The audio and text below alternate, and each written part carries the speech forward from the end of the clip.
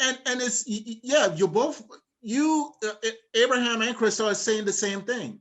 Y'all are exactly saying the same thing. And so when you, and again, Dr. Abraham, what I'm saying to you is that you're right. It is a global thing. Our mantra, our bylaws is not about ending the ism, discrimination, sexism, and racism in America. It's the world. However, we are talking in America. We are on this call, each one of us, in the boundaries of America. And so what we have to identify is the fact that the goal right now is this country and bringing our collective thoughts and trying to understand what can we do effectively to end what's going on in America. And I think one of the key things that we all could agree on is, Dr. Abraham, you were in Africa. I know there is still horrific things being going on there, without a doubt, right? However, here, there are things here. Can y'all hear me? We good? Okay. Yeah, froze for a second there. Okay. There are things here that, when we look at it intellectually, from a intellectual space, you can't.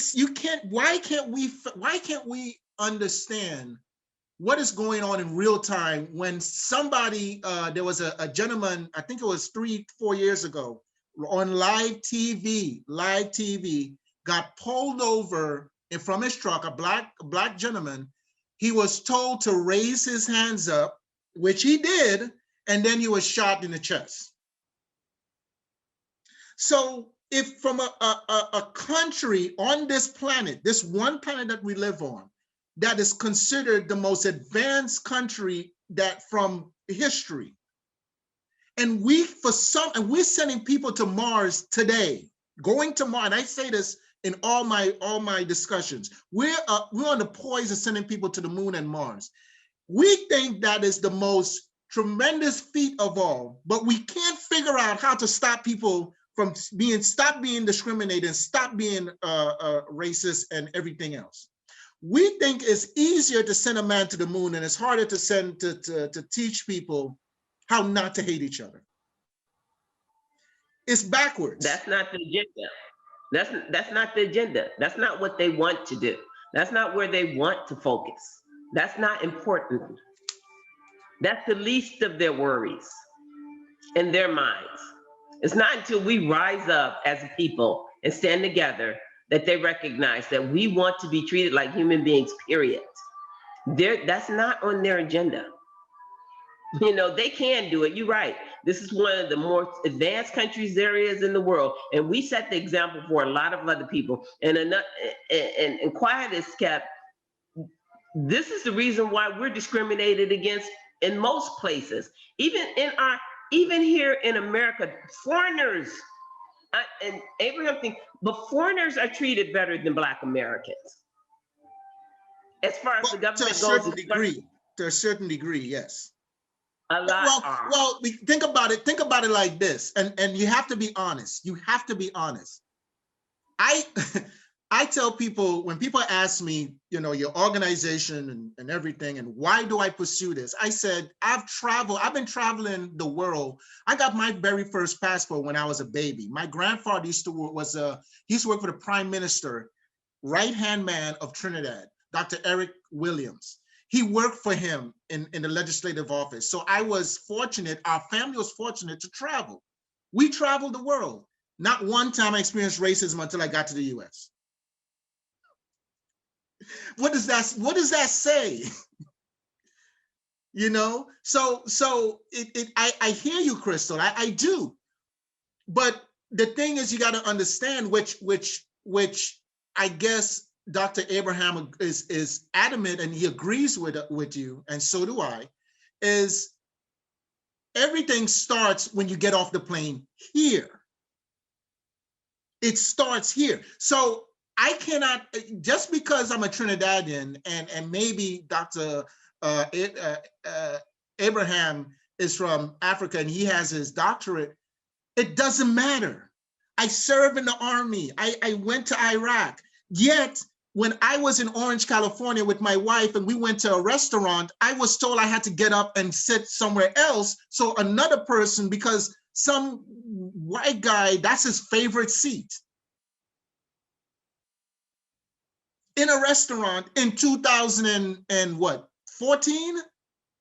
So again, and you still gave him your money. See, that's the kind of stuff, you know? No. Right. That's so and this stuff happens every day. Today, in 2021, it still goes on. Right. And that means no one's doing anything to correct it. And we're not stupid people. And America's not stupid people. It's going on and it's being proliferated because that's what they want.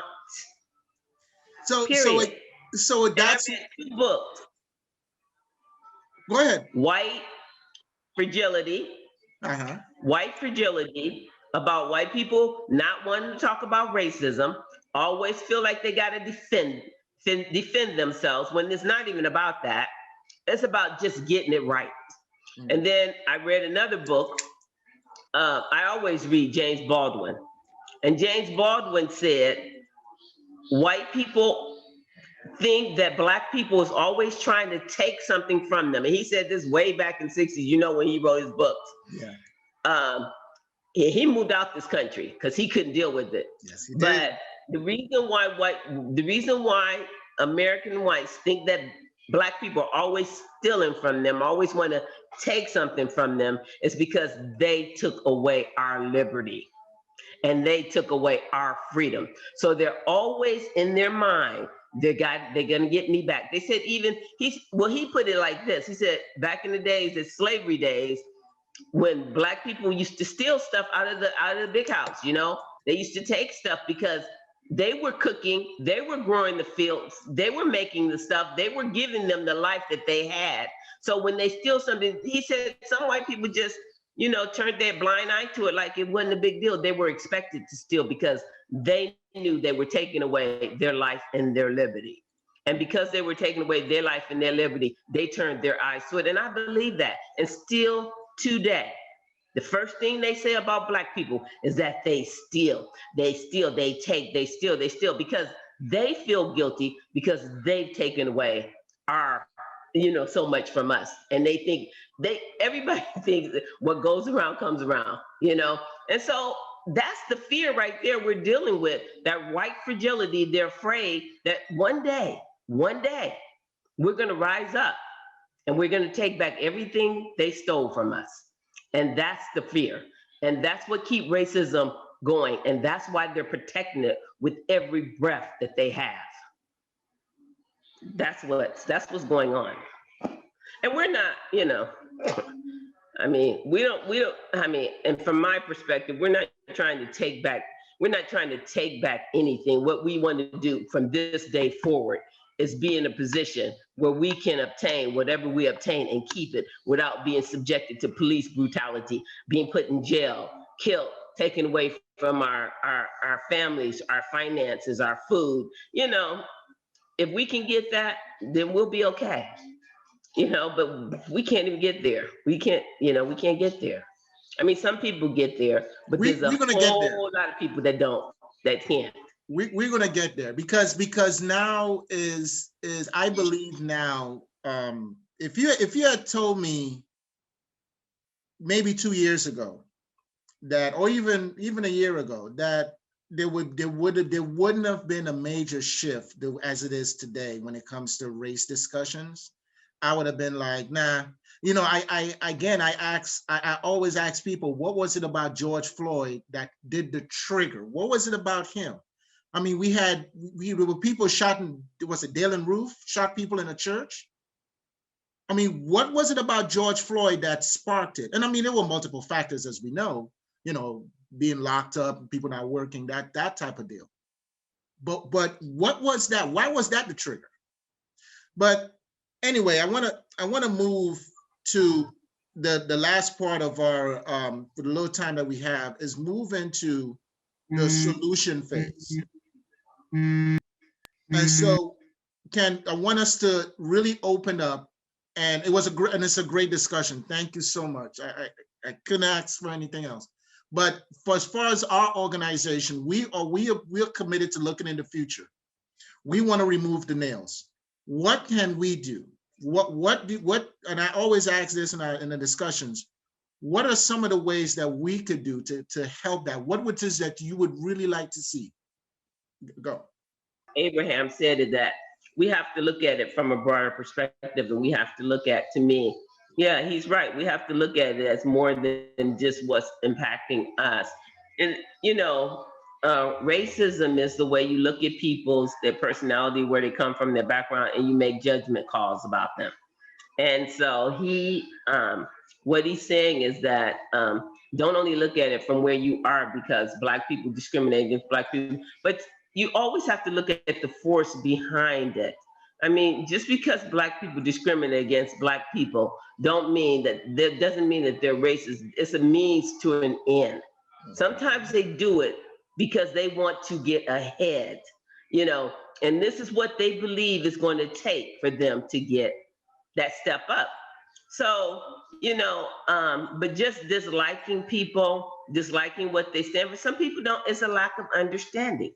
So education, history, knowing our history, educating ourselves, and understanding how it started is the only way we're going to be able to attack it or change it. And being willing to have discussions like this, and being willing and open-minded to listen to one another and feel what we feel and try to understand, and not close a blind eye to what's going on. I mean, I have a lot of different races of friends, but do you think I talked to them during the time that we were going through insurrection and Trump versus Biden? No, we couldn't even come together. We couldn't even talk.